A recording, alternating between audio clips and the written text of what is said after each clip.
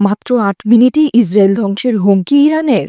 মধ্যপ্রাচ্যে যুদ্ধের ঘনঘটা, মধ্যপ্রাচ্যে উত্তেজনা পারদ আবারও ঊর্ধ্বমুখী।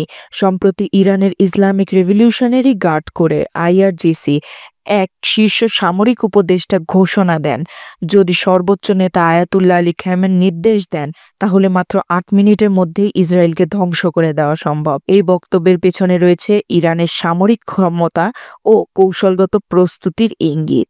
এই হুমকি কেবল কথার কথা নয়। ২০২৩ সালে ইরান তাদের প্রথম হাইপারসনিক ব্যালিস্টিক ক্ষেপণাস্ত্র ফাতাহ-1 উন্মোচন করে, যার গতি মাঝ ১৩ থেকে ১৫ এবং পাল্লা প্রায় ১৪০০ কিলোমিটার।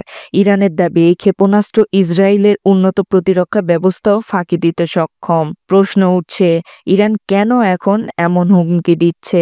এর পেছনে রয়েছে সাম্প্রতিক সংঘর্ষের প্রেক্ষাপট। ২০২৪ সালের অক্টোবর মাসে ইরান ইসরায়েলের বিভিন্ন সামরিক স্থাপনায় প্রায় ২০০টি ব্যালিস্টিক ক্ষেপণাস্ত্র নিক্ষেপ করে, যার ফলে কিছু ক্ষয়ক্ষতি হলেও ইসরায়েলের প্রতিরক্ষা ব্যবস্থা অধিকাংশ ক্ষেপণাস্ত্র ভূপাতিত করতে সক্ষম হয়। এই পরিস্থিতিতে ইসরায়েলও চুপ করে নেই। তাদের ঘোষণার প্রয়োজনে মাত্র ৭ ঘন্টার মধ্যে ইরানের পরমাণু স্থাপনাগুলোতে হামলা চালাতে সক্ষম। এই পাল্টাপাল্টি হুমকি ও সামরিক প্রস্তুতির মধ্যে প্রশ্ন উঠছে, ইরান ও ইসরায়েলের মধ্যে সরাসরি সংঘর্ষ কি অনিবার্য?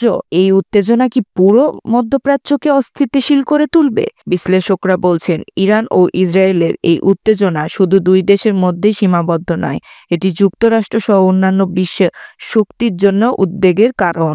ইরান যদি সত্যি ইসরায়েলে হামলা চালায় তাহলে যুক্তরাষ্ট্র ইসরায়েলের পাশে থাকবে বলে জানিয়েছে। এই পরিস্থিতি আন্তর্জাতিক সম্প্রদায়ের ভূমিকা গুরুত্বপূর্ণ।